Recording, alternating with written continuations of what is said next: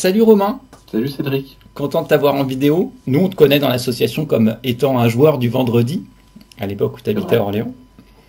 Mais en fait, tu as quitté Orléans pour Chartres. On te connaît aussi grâce à l'interview qui avait été publiée dans Rencontre d'ailleurs, qui est le troisième livre des bâtisseurs de rêves. Est-ce que tu peux nous dire, pour ceux qui ne te connaissent pas, qui tu es? Je suis un juriste d'entreprise qui a pratiqué le jeu de rôle il y a très longtemps. Quand j'étais au collège et au lycée, et qui a arrêté parce que je jouais d'abord avec des amis. Et après, avec les études universitaires, tout ça, on s'est un peu séparés. Et du coup, j'ai retrouvé le goût du jeu de rôle lorsque je suis venu à Orléans, donc au bout de plusieurs dizaines d'années. Et là, du coup, je suis venu toquer à la porte des bâtisseurs de rêves. Effectivement, le vendredi, parce que c'était l'horaire qui me convenait le mieux. Parce que, pour la vie de famille, avec un enfant, tout ça, c'est quand même bien pratique pour venir le vendredi soir. Et du coup, effectivement, je pratiquais le JDR à ce moment-là. Petite préférence pour mes petits jeux préférés, c'est tout de même Shadowrun. Je ne vais pas le cacher, c'est mon premier jeu de rôle. Donc, c'est le premier livre de règles que l'on m'a offert. Donc, du coup, petit attachement quand même à celui-là. Et Star Wars, la version Edge, elle m'a bien plu, donc j'ai eu l'occasion de faire quelques parties d'en organiser pour les bâtisseurs. On a eu dû tenter également des Genesis, je crois. Et puis après, en tant que joueur, j'ai eu également plaisir à faire le tour de quelques tables et de découvrir des belles personnes en bâtisseurs. Alors, tu nous parles des bâtisseurs, mais actuellement, tu n'y es plus. Donc, depuis que tu es à Chartres, comment ta relation au jeu, elle a évolué? Alors, j'ai essayé en arrivant à Chartres de continuer le jeu de rôle, hein. Sauf que très vite, une deuxième petite fille est arrivée, j'ai eu des problèmes de santé. Donc tout ça fait que j'ai dû arrêter le jeu de rôle, hein. Aussi parce qu'à un moment donné, j'ai prétendu faire du sport. Donc comme tout ça tombe à peu près en même temps, sur la même journée, c'est bien compliqué. Mais j'ai pas pour autant renoncé au jeu de rôle. Le jeu de rôle, je le fais de manière un peu différente, c'est-à-dire que plutôt que d'être joueur ou MJ, j'ai développé pas mal un blog qui concerne le jeu de rôle, sur lequel il y a quelques aides de jeu, il y a des faits de perso, il y a des aides à la création de personnages pour des jeux de rôle que j'ai, ou que j'ai eu et que j'ai lu. Donc pas mal de lectures de jeux de rôle. Et il y a aussi tout un tas de... J'ai une autre approche de jeu de rôle, c'est plutôt une approche essayer d'apporter de la création dans le jeu de rôle, notamment donc par la rédaction d'une campagne. Et cette campagne, tu l'as mise en ligne, on peut la voir, elle est disponible? On va aller que sur mon ordinateur pour l'instant et beaucoup dans ma tête aussi. D'accord. C'est beaucoup de recherche, un peu d'écriture et j'espère pouvoir faire en sorte que ça avance beaucoup plus au cours de cette année-là. D'accord. Alors aujourd'hui, on va parler surtout de tes travaux créatifs, hein, justement. Donc, tu nous as parlé d'un blog. Qu'est-ce que tu mets en Oui. ligne dessus? Alors, j'ai commencé le blog en mettant dessus des feuilles de perso pour des Genesis. Parce que la feuille de perso Ok. originelle avait quelques coquilles dedans. Donc j'ai commencé par des Genesis avec la feuille de perso, avec un guide sur la création d'un personnage. Et ensuite, ça a grandi au fur et à mesure des jeux que j'ai achetés, des jeux que j'ai découverts. Donc il y a des feuilles de perso, il y a des aides de jeu, il y a aussi plusieurs index de Cassius Belli, donc le magazine de jeux de rôle publié par Black Book Edition, sur lequel donc je reprends. Il y a un index pour tous les scénarios, il y a un index l'étagère du rôliste. Donc ça c'est le deuxième. Il doit y en avoir un troisième qui reprend les autres rubriques du magazine. Donc tout ça c'est Ah ouais. c'est en disposition sur mon blog Fantaisie d'imaginaire. En fait, tu fais un travail de bibliothécaire, tu fais du dépouillement de revues, Ouais. hein, qui nous permet, nous, après, de savoir ce qu'il y a dedans et de retrouver facilement un scénar, des aides de jeu. Carrément, c'est classé donc il y a par titre, ça peut être classé par 8 types de jeux, par édition aussi pour certains. Donc ouais, c'est pratique si on cherche. Si demain on cherche à faire une partie de l'Appel de Cthulhu, écoute, c'est facile, hein, on regarde Appel de Cthulhu, soit la V6, soit la V7, soit même, des fois il y a pas de référence de version. D'accord. Et puis on regarde les numéros de magazines avec lesquels ça va bien, et puis impeccable. Et où est-ce qu'on peut trouver ça? T'as dit Fantaisie de l'imaginaire? Comment ça s'écrit? C'est www.fantaisie de l'imaginaire. Non, et je crois qu'il y a un WordPress à l'intérieur. Alors Donc ça sur va être à la Google, fin. tu trouveras plus facilement. Fantaisie de l'imaginaire.wordpress.com. Ça doit être quelque chose comme ça. On mettra le lien dans la description de l'interview, qui sera donc vidéo et audio. On mettra le lien, tu le confirmerais. De toute façon, je le connais, je l'ai, mais on le confirmera tout à l'heure. D'accord. Et il y a aussi une page sur Facebook pour Fantaisie de l'imaginaire, donc par l'un ou par l'autre pour retrouver les infos. D'accord, ok, donc avec la page Facebook également, mais on la mettra en lien aussi.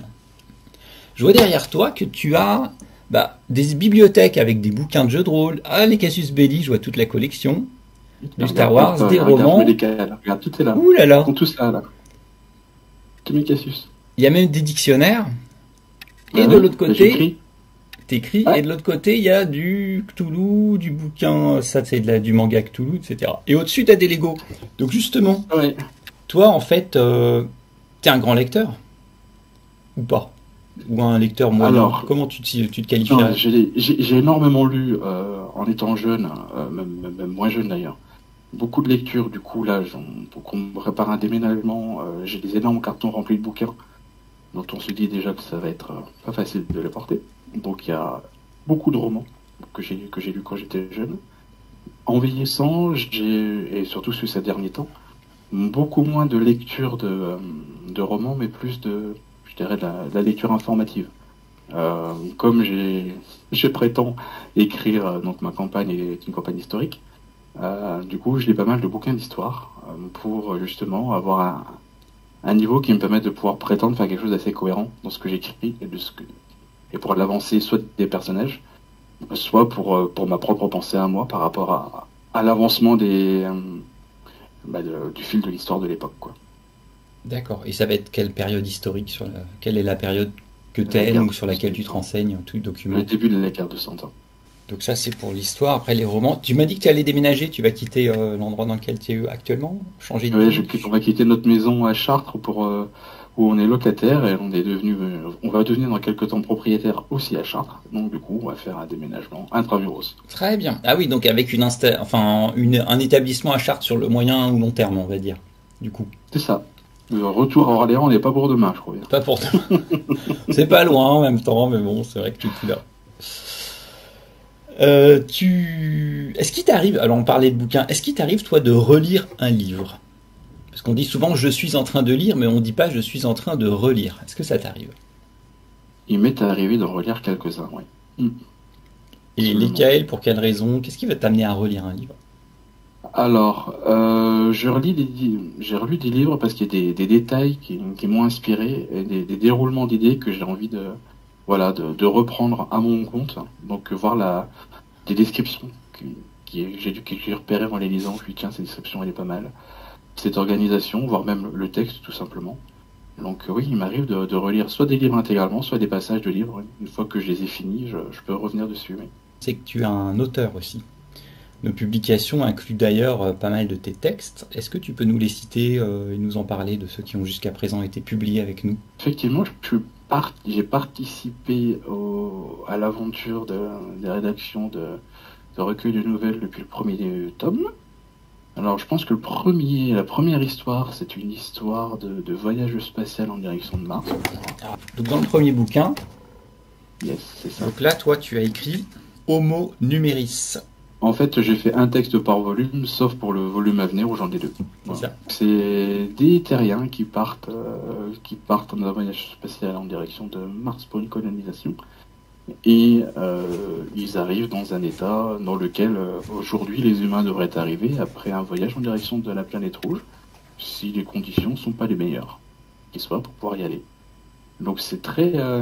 je me souviens très bien, c'était lors de ma première hospitalisation que j'ai écrit le texte. Je lisais même parce que là aussi, forcément, il faut quelques bases d'informations. Donc je lisais mes magazines sur le banc de l'hôpital. Et c'est à partir de là que j'ai écrit. Ouais, c'est mon premier texte écrit à l'hôpital en partie, celui-ci. Bah écoute, ça donne envie, pas l'hôpital, mais le texte en tout cas, de le lire et de le découvrir pour ceux qui ne le connaissent pas. Ça va être le second bouquin. Univers dans lequel tu as écrit des contes à régler. Ouais, donc c'est une nouvelle qui s'inscrit dans le cadre de l'univers du jeu de rôle Shadowrun. Bizarre. Une nouvelle, ouais, sur un vieux Shadowrunner qui qui reprend du service pour son ultime et dernière run. C'était plutôt sympa. J'avais essayé d'écrire le texte en faisant une sorte de comparatif entre les différentes époques de Shadowrun, en fonction des années, en essayant de mettre en avant, en jouant surtout sur la partie équipement et sur la partie événement de l'époque, pour bien essayer de montrer que lui c'était un vieux par rapport à des jeunes.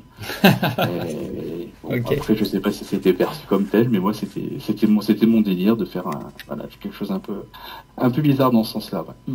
Tu as aussi participé à Rencontre d'ailleurs, voilà. Le clan des filles et fils d'Arc. Yes, alors ça c'est un texte dans le cadre de Genesis. Voilà, c'était une histoire, parce que forcément quand on passe par Orléans, il y a quelque chose qui nous marque, c'est Jeanne d'Arc. Je sais pas pourquoi. Je sais pas, ça m'a collé comme ça. Je sais pas pourquoi, hein, du tout. Donc du coup, voilà, j'avais envie de mettre un lien entre le personnage historique de la pucelle d'Orléans et des Genesis. Donc un texte. En plus, il y a des associations d'idées dedans. Je suis pas mal le rugby, notamment l'équipe d'Irlande, et je voulais impérativement faire figurer le nom des Néerlandais. Donc c'est pour ça que l'histoire commence en Irlande. C'est totalement improbable, mais néanmoins j'avais envie, de remettre ce nom-là, ce joueur-là, avec cette histoire de Genesis et Jeanne d'Arc, tout ça en même temps, et j'essaie de faire un truc un peu cohérent. Et c'est du beau boulot. Et dans la dernière publication, LV889. C'est une nouvelle dans le cadre d'Alien, forcément. Ça fait partie des choses que j'aime beaucoup. D'ailleurs, j'ai des comics Alien aussi, que l'on ne voit pas derrière moi, mais qui sont pas très très loin. Donc voilà, c'était un hommage aussi à Alien, et puis surtout le second film. Voilà. Donc, on retrouve même d'ailleurs les personnages dans l'histoire. Ils sont figurés, il me semble. Donc ça te fait 4 textes qui sont publiés. J'allais te poser des questions sur tes inspirations, mais tu l'as déjà un peu abordé. Si tu as quelque chose à rajouter sur qu'est-ce qui t'inspire pour écrire. Les questions sont diverses, hein. Tu vois, ça va du joueur du rugby au film. C'est un peu tout ce qui peut avoir. Ça peut être aussi la politique ou les mouvements sociaux là dans les événements, ce qui se passe dans la. Ouais, on peut en parler de la publication à venir ou pas? Oui, bien sûr. Oui. Voilà, dans les publications à venir. Voilà, c'est fortement inspiré des troubles qui ont agité la France l'année dernière ou l'année d'avant. Et je me suis dit, voilà, c'est une réponse qui se porte une réponse pénale ou une réponse judiciaire à ça. Voilà, ça m'a inspiré. Ou aussi les mangas. Le premier et quasiment unique manga que j'ai lu, c'est Gun, ou Gunmu, je sais plus si on le dit en japonais ou j'essaie de le prononcer en français, c'est G-U-2-N-M, avec ces chasseurs. Ces chasseurs qui sont là, ces Hunter Warriors qui se battent et tout, qui cherchent des primes, donc quoi. Il y a ça aussi qui m'a inspiré pour le deuxième texte. Et il y a également des fois aussi, mais là c'est plus compliqué quand tu essaies de répondre à un concours, où tu essaies des fois de trouver des associations d'idées, tu te rends compte que ça marche pas toujours. Donc là tu essaies de trouver des trucs et puis finalement des fois ça peut venir après. Voilà, d'où le fait par exemple là sur dans les publications à venir, il y a un texte qui est finalement une modernisation, enfin une réactualisation de ce que j'avais pu faire pour un concours pour lequel mon texte n'a pas été retenu. Et voilà, donc je me suis dit, pourquoi pas. Je l'aimais bien, c'est dommage de pas lui donner sa chance. Sachant que cette discipline-là, voilà, je vous le dis, hein, je suis juriste, donc les questions juridiques c'est quelque chose qui m'intéresse, et j'essaye. Je me suis dit pourquoi pas essayer de rendre le droit un peu intéressant. C'est vrai quand vous lisez un policier, vous avez un détective qui vous rend son job super intéressant. Moi je lis, en tant que policier, j'aime beaucoup lire les livres de Cathy Reichs. Donc elle est anthropologue judiciaire de manière professionnelle et aussi en tant qu'auteur, son personnage est une anthropologue judiciaire. Et quand on lit ça, on se dit j'ai envie d'être anthropologue judiciaire. Si j'essayais de faire un truc, on aurait envie d'être juriste. On peut essayer, hein. Mais quand on commence à mêler exploration spatiale, exploitation d'astéroïdes, voilà, on arrive sur des trucs qui font un peu rêver, un peu science-fiction, tout en étant un peu juridiquement vrai ou juste, voire éventuellement inventer le droit et se faire plaisir. Donc il y a ça aussi, il y a une sorte de construction derrière par rapport à ce que j'aimerais qu'il puisse exister ou pourrait se faire. Tu as raison de souligner que on peut, à travers la fiction, rendre attrayant, voire séduisant en fait un secteur d'activité qui ne le sont pas du tout. Quand on regarde par exemple une pile de code juridique, c'est pas nécessairement fascinant. Et puis ça me fait penser même, tu vois, par exemple Indiana Jones. C'est quoi son job à la base? Il est archéologue. Oui, alors, archéologue au départ, c'est pas terrible, hein, on est d'accord. Tu as raison, archéologue, bon, c'est un métier qui est très sérieux. Alors après, quand on voit Indiana Jones, il y a le côté aventurier qui est certainement totalement absent du métier. Et toi, c'est ce que tu essaies de faire donc en intégrant en fait un aspect juridique à tes histoires. On a parlé donc de tes inspirations, de ce que tu mets à l'intérieur de tes textes, mais après, dans quel cadre est-ce que toi tu écris? Est-ce que tu peux nous dire si tu écris, si tu t'isoles, si tu écoutes de la musique, si tu utilises Internet pour faire des recherches pendant que tu écris? Est-ce que tu fais des longues sessions d'écriture ou est-ce qu'au contraire tu isoles des petits instants quand tu as le temps, quitte à écrire un paragraphe ou juste une page? J'écris quand j'ai le temps. C'est-à-dire que j'ai une enfant de 3 ans, j'ai une enfant de 6 ans. Donc le temps, c'est quelque chose qu'on n'a pas beaucoup. Donc si j'arrive à écrire, c'est le soir, une fois que les enfants sont endormis. Donc déjà, c'est le moment de calme dans la maison, les enfants sont au lit. Et je me refuse à descendre regarder la télé, donc c'est pas forcément évident. Donc c'est ça, c'est le soir, au calme.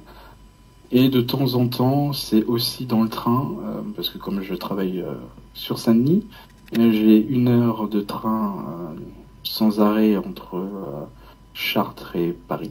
Donc ça me permet d'avoir le temps de les mettre par écrit. Et d'avoir le sentiment d'avancer.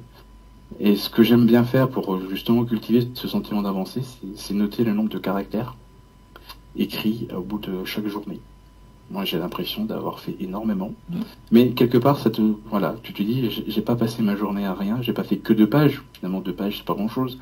Mais quand on met sur le nombre de caractères, espace compris, voilà, ça fait toujours un peu plus. Donc, j'essaie de me motiver, d'imaginer mon avancement comme ça. Donc, et il y a aussi des fois, quand je peux, ça va être des vendredis après-midi, quand j'ai le temps avant d'aller chercher mes filles à 16h30 à l'école. Dans mon bureau, souvent. Ou dans le train, et généralement avec de la musique dans les oreilles. C'est une bonne idée ça de noter le nombre de caractères parce qu'effectivement ça me fait penser aux jeux vidéo, tu vois, quand tu ouvres un MMO par exemple, RPG, même si tu joues qu'une demi-heure, tu vas glaner quelques pièces d'or, tu vas looter quelques affaires, faire un peu de farming, et en fait toujours il y a une petite progression comme ça. Et quand on regarde, tiens, on a progressé, et toi, tu vas être là, tiens, j'ai 14 000 caractères, 15 000, 16 000. En fait, on avance, même si on écrit quelques phrases, quelques paragraphes, boum, d'un seul coup, on avance. Et c'est un bon moyen, effectivement, de se dire, tiens, j'avance. Ouais, très, très bonne remarque. Quand on fait le récap à la fin de la semaine, en se disant, ouais, j'ai quand même fait tout ça, et on se dit, ouais, voilà, on a quand même réussi à avancer, même si on n'a pas l'impression. Même si j'ai pas fait une journée assis du matin au soir, c'est pas grave, on peut quand même avancer de cette manière-là. Puis l'écriture régulière, vaut mieux écrire, je pense, régulièrement un peu, que de manière beaucoup trop occasionnelle, mais à journée fixe, en se disant je fais toute une journée, mais une fois tous les 15 jours. Ouais. Voilà, je pense qu'écrire petit à petit, c'est avoir un flux continu, ça permet de mobiliser directement son attention, directement son imaginaire, et puis tout ce qu'on a pu réfléchir au cours de la journée ou la veille, pas pour le mettre tout de suite on le met tout de suite par écrit, ça permet de le poser et puis pouvoir ne pas l'oublier parce que mine de rien on a comme tendance à oublier ce qu'on a pu penser. Ouais. Et ça permet d'avancer comme ça au fil de l'eau et puis à la fin d'être content de soi, quoi, je pense. Ouais, tout à fait. Puis on perd pas le fil. Travailler un tout petit peu tous les jours, on perd pas le fil. Tu nous as parlé de concours tout à l'heure. Quelles sont tes ambitions? Est-ce que tu as déjà soumis un manuscrit à une maison d'édition? Et est-ce que tu as déjà participé à un concours? C'est la question que je voulais te poser, donc tu y as partiellement répondu. Oui, j'ai participé à des concours. J'ai participé à 2 concours, mais en même temps, je pense que, comme je suis occupé par ailleurs, c'est vrai que écrire spécifiquement pour un concours, c'est un peu compliqué. Et j'aimerais bien, à terme, forcément, avoir un ouvrage à mon nom publié, forcément. Ça serait top. Quelque chose qui serait plus du roman que de la nouvelle, mais après, écoute, si j'arrive à choper une publication, j'en serais forcément très satisfait. Quels sont les conseils que tu donnerais à quelqu'un qui souhaite se lancer dans l'écriture? Ne pas avoir peur d'écrire, de pas se dire je suis pas légitime pour écrire, se dire que j'écris n'intéressera personne. Non, il faut se faire plaisir soi-même, il faut trouver, oui, je pense que c'est ça. Je pense vraiment, l'écriture doit être un plaisir et non pas une obligation, une contrainte. Et écrire ce qu'on a envie d'écrire. On trouvera toujours quelqu'un qui sera intéressé par ce qu'on peut écrire. Donc, ne pas avoir peur, prendre la plume ou le clavier et y aller. Et puis, de toute façon, y a rien qui vient de soi, c'est-à-dire que on n'invente jamais rien et que par le travail qu'on peut s'améliorer. Un Zola ou un Balzac n'a pas été bon dès la première ligne qu'il a écrite de sa vie, c'est pas vrai. C'est par le travail qu'il est arrivé. Et nous, c'est la même chose. Je veux dire, on y arrivera éventuellement, avec la pratique, on arrivera à rendre des textes meilleurs que ceux qu'on a pu produire au début. Il faut juste prendre le temps et puis se dire qu'on se perfectionnera. Il n'y a pas de souci. Faut y aller, faut écrire. Romain, est-ce que tu as quelque chose à ajouter avant que nous nous quittions? Non, Cédric, si ce n'est que je voulais te remercier parce que c'est toi qui est au départ de tout ça, c'est toi qui est à la base des rédactions, des recueils de nouvelles chez les bâtisseurs. À chaque fois je te le dis, mais bon là j'ai l'occasion de le répéter et j'espère que ça sera dorénavant enregistré. Sans toi on ne serait pas là et donc je te remercie énormément pour tout ce que tu fais pour l'association et pour les auteurs de la sauce. Merci Romain, merci d'avoir passé ce temps avec nous, merci à ceux qui nous ont écoutés. Donc je le dis jamais mais je vais le dire là, si vous avez aimé cette vidéo, n'hésitez pas à mettre un petit like ou à vous abonner à la chaîne aussi, ça ne coûte rien. Merci de votre présence et à bientôt.